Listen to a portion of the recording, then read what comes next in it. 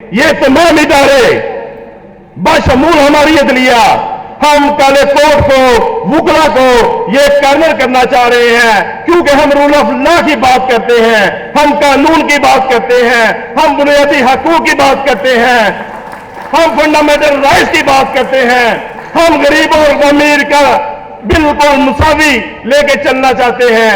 हमारा मौकफ हमारे क्लाइंट के लिए इंसाफ लेना है। हम अपनी जात के लिए इनसे इंसाफ नहीं मांगते, हम अपनी जात के लिए इन इदारों के पास नहीं जाते, हम मजलूम लोगों के लिए जाते हैं। वकील एक मजलूम की पहचान है, एक मजलूम की आवाज है, और उस आवाज को ये दबाना चाहते हैं। बिस्मिल्लाहिर्रहमानिर्रहीम। जो रुके तो कोहे गिरा थे हम, जो चले तो जान से गुजर गए।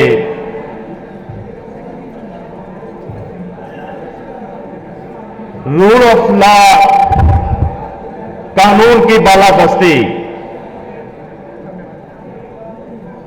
वो कानून जो एक मजाक बन चुका है, वो कानून जिसकी इंप्लीमेंटेशन के लिए आला अदलिया का किरदार वाज़ेह होना चाहिए, लेकिन वो वाज़ेह नहीं।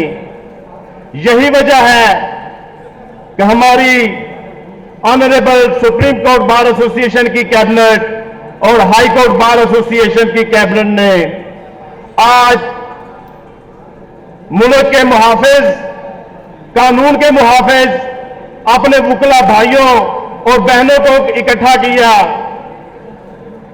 रूल ऑफ लॉ और आर्टिकल 25 जो मुल्क पाकिस्तान, वतन पाकिस्तान के तमाम शहरियों को बराबर का हकूक देता है, लेकिन यहां पे कानून का जो मजाक उड़ाया जा रहा है, इदारे अपनी हदूद से बाहर होके खेल रहे हैं। आज वुकला को भी तहफ़्फ़ुज़ हासिल नहीं। ये मुल्क पाकिस्तान, इस्लामी जमहूरिया पाकिस्तान इस्लाम के नाम के साथ साथ तमाम इंसानों को बराबरी के सलूक की बुनियाद पर कायम हुआ, और आज जो सलूक रवा रखा जा रहा है वो हम सबके सामने है। 2007 से जो वुकला तहरीक का आगाज हुआ, इसी रूल ऑफ लॉ के लिए जो हमने मार खाई, जो हमने तगोदो की, जो वुकला की तगोदो है, शायद हमें उसी तहरीक को अभी कंटिन्यूटी में रखना पड़ेगा। जनाबे प्रेसिडियन, हमारी मोहतरमा, हमारी मां हैं, हमारी बड़ी हैं जस्टिस नसरा जावेद इकबाल साहिबा, आज फिक्र इकबाल की जरूरत है। आपने हमें रहनुमाई करनी है। क्या ये इदारे जिनकी जिम्मेदारी है कि वो रूल ऑफ लॉ के लिए, रूल ऑफ लॉ की इंप्लीमेंटेशन करवाए, क्या वो अपनी जिम्मेदारी निभा रहे हैं? मैं आपसे गुजारिश करता हूं, क्या आप मुझे मेरी इस बात की तायद करें कि क्या तमाम इदारे, सबसे बड़ी जिम्मेदारी इस अदलिया पे, जो हमारी अदलिया है, उसके ऊपर वो जिम्मेदारी सबसे ज्यादा रूल ऑफ लॉ की इंप्लीमेंटेशन अदलिया के ऊपर आयद होती है। लेकिन माजरत के साथ क्या हमारी अदलिया अपनी जिम्मेदारी निभा रही है? रूल ऑफ लॉ की हम स्पीचेस करके, तकारीर करके चले जाएं, कोई फायदा नहीं। आज एक नॉन किसी बड़े चैंबर का दोस्त, कोई वकील जो हमारा साथी है, हमारे बड़े हैं, अहमद अवैस साहिब, जब वो किसी जज के सामने पेश होता है, उसी ग्राउंड पे उसे रिलीफ दे दिया जाता है। और जब यहां से कोई नया नौजवान जो जज्बा लेके कि मैंने इंसाफ लेके देना है, मैंने अपने क्लाइंट को अंधेरों से निकाल के रोशनी की तरफ लेके जाना है। मेरे क्लाइंट को भी इंसाफ मिलेगा जब वो रोशन पे पेश होता है। तो जो हमारी अदलिया का रवैया है, क्या वो मतवाज़न रवैया है? हमारी जजेस को इसके ऊपर सोचना होगा। अगर इस निजाम को बचाना है तो रूल ऑफ लॉ को जरूर इंप्लीमेंट करवाना है। जजेस को यह सोचना पड़ेगा, मेरे लिए फैसला कोई और किसी बड़े वकील के लिए फैसला कोई और। अब ऐसे नहीं चलेगा। बार और बेंच एक गाड़ी के पहिए हैं, लेकिन ये दोनों पहिए अनबैलेंस हो चुके हैं। इनको हमारे साथ बैठना पड़ेगा, इनको सोचना पड़ेगा, वगरना ये प्रोटोकॉल का स्ट्रक्चर, ये प्रोटोकॉल, ये जो हमारी टैक्स डिडक्शन से ये जो मराआत ले रहे हैं, इनको वापस करना पड़ेंगी। अगर ये अदलिया अपने आप को ठीक कर ले तो क्या मजाल है किसी भी और इदारे की? क्यों पुलिस इनके फैसलों पे इंप्लीमेंटेशन नहीं करवाएगी? वो इसलिए कि ये पुलिस के ऊपर अपने फैसले बाय कानून जारी नहीं करते। और इसी तरह वो इदारे जो नामालूम अफराद से शुरू होते हैं और नामालूम अफराद ही पे खत्म हो जाते हैं, जो लाकानूनियत इस मुल्क में इस वक्त राइज है, जो वकला के साथ जोर सितम हो रहा है, अदलिया को इसके ऊपर सोचना पड़ेगा। वगरना जिस तरह कल रातों रात नया कानून बना, इन्हीं के लिए कानून वो ठीक होगा, लेकिन उजलत में वो कानून जो लाया गया है, इनको भी सोचना पड़ेगा कि ये वकला को कॉर्नर कर रहे थे। ये तमाम इदारे बशमूल हमारी अदलिया, हम काले कोर्ट को, वकला को ये कॉर्नर करना चाह रहे हैं, क्योंकि हम रूल ऑफ लॉ की बात करते हैं, हम कानून की बात करते हैं, हम बुनियादी हकूक की बात करते हैं, हम फंडामेंटल राइट्स की बात करते हैं, हम गरीब और अमीर का बिल्कुल मुसावी लेके चलना चाहते हैं। हमारा मौकफ हमारे क्लाइंट के लिए इंसाफ लेना है। हम अपनी जात के लिए इनसे इंसाफ नहीं मांगते, हम अपनी जात के लिए इन इदारों के पास नहीं जाते, हम मजलूम लोगों के लिए जाते हैं। वकील एक मजलूम की पहचान है, एक मजलूम की आवाज है, और उस आवाज को ये दबाना चाहते हैं। इन तमाम अदारों को ये वार्निंग हमें देनी पड़ेगी कि आप क्या समझते हैं।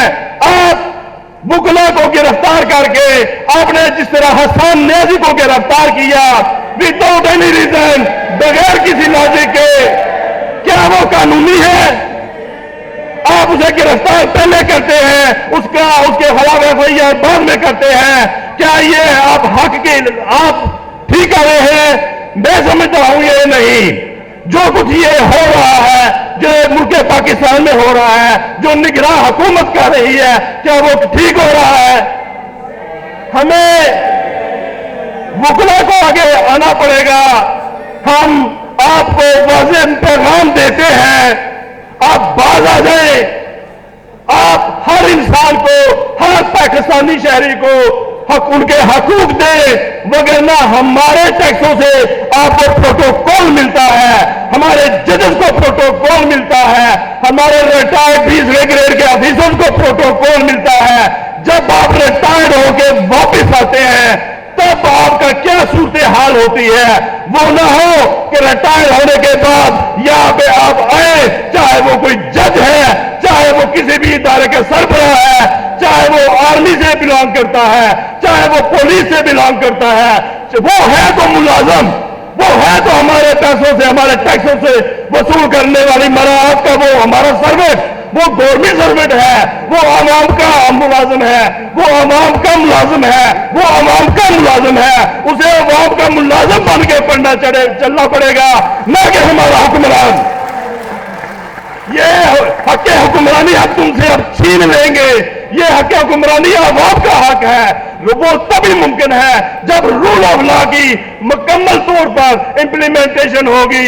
मैं अपने तमाम कन्वेंशन के मौजूद मैं अपनी तमाम बहनों और भाइयों की मौजूदगी में मैं दोबारा इल्तमास करता हूं, सिर्फ और सिर्फ एक ही दायरा, और वो हमारी अदलिया। आप इंसाफ फराहम करना शुरू कर दें। आपकी फौज, ये आपका फैमिली जिसको आप कहते हैं बार और बेंच, एक गाड़ी के दो पहिए हैं, एक फैमिली है। ये आप फैमिली आपका तब साथ देगी, किसी ताले अजमा को और आंखें हाथ आपकी तरफ उठाने नहीं देंगे। हम तोड़ेंगे वो हाथ जो आपकी तरफ बढ़ेंगे, लेकिन उससे पहले आपको इंसाफ देना पड़ेगा, आपको मुंसफ बनना पड़ेगा। आपको कसाई नहीं, कसाईयत छोड़े, मुंसफ बने।